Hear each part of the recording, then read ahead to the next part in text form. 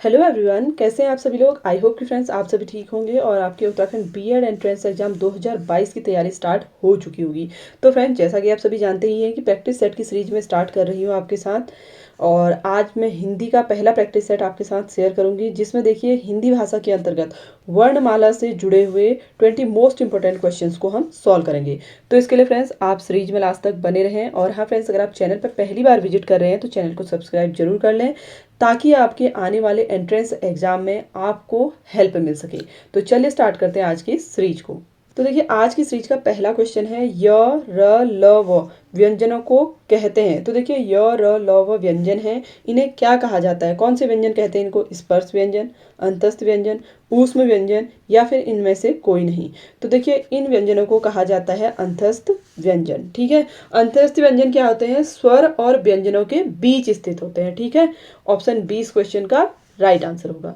Next question है, वर्णमाला में ऊष्म व्यंजन कौन से हैं। तो देखिए जो हिंदी वर्णमाला है उसमें ऊष्म व्यंजन किनको कहा जाता है। ऊष्म व्यंजन ऐसे व्यंजनों को कहा जाता है जिनके प्रोनाउंसिएशन में जो हवा है हमारे मुख से थोड़ा रगड़ खाते हुए बाहर निकलती है। ठीक है, तो इसमें से जो ऑप्शन है, देखिए आपको पहला ऑप्शन है क ख ग घ, दूसरा है य र ल व, तीसरा है श स स ह, इनमें से कोई नहीं। तो इसका राइट आंसर है ऑप्शन सी। ठीक है, नेक्स्ट क्वेश्चन है, भाषा की सबसे छोटी इकाई किसे कहते हैं। देखिए भाषा की सबसे छोटी इकाई पूछ रहा है। ऑप्शन है शब्द, व्यंजन, स्वर, वर्ण। तो भाषा की सबसे छोटी इकाई कहा जाता है वर्ण को, और इसी को हम ध्वनि भी कहते हैं। ठीक है, ध्वनि को ही हम क्या कहते हैं, वर्ण कहते हैं। तो इसमें जो सबसे छोटी इकाई होगी वो है ऑप्शन डी, वर्ण। नेक्स्ट क्वेश्चन है, वॉवल्स को हिंदी में कहते हैं। देखिए जो इंग्लिश में वॉवल्स होते हैं उनको हिंदी में क्या कहा जाता है। अक्षर कहा जाता है, व्यंजन कहा जाता है, स्वर कहा जाता है या फिर वर्ण कहा जाता है। तो इन्हें बोला जाता है स्वर। ठीक है, ऑप्शन सी इसका राइट आंसर होगा। अगला क्वेश्चन है, निम्नलिखित में अल्प प्राण वर्ण कौन से हैं। देखिए अल्प प्राण वर्ण कह रहे हैं। ठीक है, तो सबसे पहले आपको पता होना चाहिए अल्प प्राण वर्ण होते क्या हैं। आप इसे दो तरीके से लर्न कर सकते हैं। पहला जो है, देखिए अल्प प्राण में आप बोल सकते हैं ऐसे व्यंजन, ठीक है, जिनके प्रोनाउंसिएशन यानी कि जिनके उच्चारण में हमारे मुंह से कम हवा बाहर निकलती है। ठीक है ना, कम हवा बाहर निकलती है, उनको हम क्या बोलते हैं, अल्प प्राण वर्ण बोलते हैं। ठीक है, दूसरा तरीका क्या है, आप क्या करें, वर्ग के हिसाब से इनको लर्न कर लें। कैसे, सबसे पहले आपका कौन सा वर्ग आता है, क च ट त प, ऐसे लिख लें आप। ठीक है, जैसे मैं आपको यहाँ पर बता रही हूँ इस तरीके से आप लिख लेंगे। कचट तप करके आप इसे याद कर सकते हैं। ठीक है, और इसके लिए एक और चीज़ मैं आपको बता दूं, अगर आपसे पूछा जाए क वर्ग का उच्चारण स्थान क्या है, ठीक है, तो उसको याद रखने के लिए भी मैं आपको एक तरीका बताऊंगी। देखिए ये है क त म द उ। ठीक है, इसको आप कंठ कर लेंगे। ठीक है, दूसरा क्या आ जाएगा, त से आपका आ जाएगा तालव्य यानी कि तालू से, फिर आ जाएगा आपका मूर्धन्य यानी कि मुंह के भीतर के भाग से। ठीक है, उसके बाद आएगा आपका दंत यानी कि हमारे दांतों से। ठीक है, ऊ से आप क्या बन जाएगा, ओष्ठ बना सकते हैं। ठीक है ना, होठों से। ठीक है, पहला मैंने आपको बताया कि देखिए वर्ण जो है जो अलग अलग वर्ग के हैं कैसे प्रोनाउंसिएट किए जाते हैं। जैसे क वर्ग के हैं कंठ से किए जाते हैं, जैसे आपने लिखा क ख ग घ अंग। ठीक है, ये आ गया आपके इसमें क वर्ग के बोलते हैं इनको। ठीक है, फिर च वर्ग के आप लिखेंगे च छ ज झ य। ऐसे ही आपने ट वर्ग ले लिया, ट ठ ड ढ ण। ठीक है, फिर ऐसे ही आप त का भी लिख लेंगे, त थ द ध न। ठीक है, उसके बाद लास्ट जो है आपका देखिए क्या है, प फ ब भ म। ठीक है, आपको ये वर्ग अगर याद होंगे तो आप अल्प प्राण और महाप्राण दोनों याद कर सकते हैं। ठीक है, इससे अल्प प्राण क्या होगा, देखिए अल्प प्राण आपको लर्न करने की जो इजी ट्रिक है, देखिए कितने अल्फाबेट यूज हो रहे हैं, 1 2 3 4 5, एक विषम संख्या है ना। तो आप विषम वाली जो पोजीशन होगी वो क्या होगी, अल्प प्राण होगी। पहला, तीसरा, पांचवा, इनको क्या बोला जाएगा, अल्प प्राण, हर वर्ग के लिए। ठीक है, जैसे अगर हम च वर्ग में बोलेंगे तो च ज य जो होगा अल्प प्राण होगा, थर्ड में भी ऐसी होगा, फोर्थ में भी, फिफ्थ में भी। ठीक है, और जो आपका सेकंड यानी कि महाप्राण, क्या बोलते हैं उन्हें, महाप्राण बोला जाता है। इसमें देखिए कितने अल्फाबेट यूज हो रहे हैं, 1 2 3 4। आप इसको ऑड इवन करके भी याद कर सकते हैं, सिंपल वे में भी कर सकते हैं। दूसरा वर्ग और चौथा वर्ग, इनको बोला जाएगा महाप्राण। तो फ्रेंड्स आई होप कि आपका ये कॉन्सेप्ट तो क्लियर हो चुका होगा। अब आपसे क्या पूछा गया था कि अल्प प्राण वर्ण कौन से हैं। तो आपको ऑप्शन देखिए इसमें, पहला, तीसरा और पांचवा मैंने बोला था कि ये अल्प प्राण है, तो आपको ऑप्शन में क और गौ मिल रहा है, तो ये क्या है, अल्प प्राण होंगे। ठीक है, ऑप्शन बी इसके लिए क्या होगा, राइट आंसर होगा। ठीक है, देखिए आप वीडियो को खाली क्वेश्चन बेस पर मत समझिए, किस तरीके से समझाया जा रहा है उसको अगर समझ लेंगे तो आप और भी क्वेश्चन इस टाइप के सॉल्व कर सकते हैं। ठीक, अगला क्वेश्चन है, शब्दों के अंत में अ आता है उन्हें क्या कहा जाता है। ठीक है, जिन शब्दों के अंत में अ आता है उन्हें क्या कहा जाता है, अनुस्वार, अयोगवाह, अंतस्थ, अकारांत, तो इन्हें बोला जाता है अकारांत। ठीक है, ऑप्शन डी इसका राइट आंसर होगा। अगला क्वेश्चन है, निम्नलिखित में कौन सा घोष वर्ण है। देखिए सबसे पहले आपको पता होना चाहिए घोष वर्ण क्या होते हैं। तो पहले देखिए आप इसको कैसे लर्न कर सकते हैं। एक तरीका तो यह है कि आप डायरेक्टली डेफिनेशन आपको पता हो, जिन वर्णों यानी कि व्यंजनों के उच्चारण में हमारे स्वर तंत्रियों में क्या हो, कंपन हो। अब इतना पॉसिबल तो है नहीं कि हमें हर बार पता चले कब कंपन हो रहा है ना, तो आप इसको देखिए वही वर्ग के अकॉर्डिंग लर्न कर लें जो मैंने आपको भी ऊपर बताया, क च ट त प। ठीक है, ऐसे ही इसको लर्न कर लें। ठीक है, इसमें आपको क्या करना है, देखिए 5 मैंने बताए थे, तो इसमें क्या होता है घोष वर्ण में, इसमें क्या होगा, तीसरा, चौथा, पांचवा। ठीक है, हर वर्ग के तीसरा, चौथा, पांचवा हर वर्ग के जो वर्ण होंगे उनको हम घोष वर्ण बोल देंगे पहले, और दूसरे को हम क्या बोलेंगे, अघोष बोलेंगे। तो आपको ये कॉन्सेप्ट उसी से क्लियर हो जाएगा। ठीक है, तो यहाँ पे आपसे पूछा जा रहा घोष वर्ण है, तो घोष वर्ण देखिए हर वर्ग का मैंने बोला तीसरा, चौथा, पांचवा। तो आप इसमें देखिए आपको ऑप्शन दिए गए हैं ख, च, छ, म।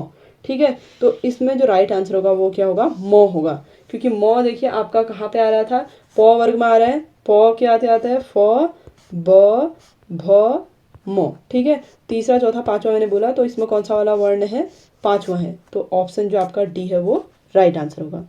अगला क्वेश्चन है, हिंदी भाषा में मूलतः देखिए यहाँ पर वर्ण है। ठीक है ना, वर्ण यानी कि संख्या कितनी मानी गई है, 52, 50, 53, 41। तो देखिए हिंदी भाषा में मूलतः जो वर्णों की संख्या है वो है 52, जिसमें से स्वर की अगर हम बात करें तो स्वर है 11।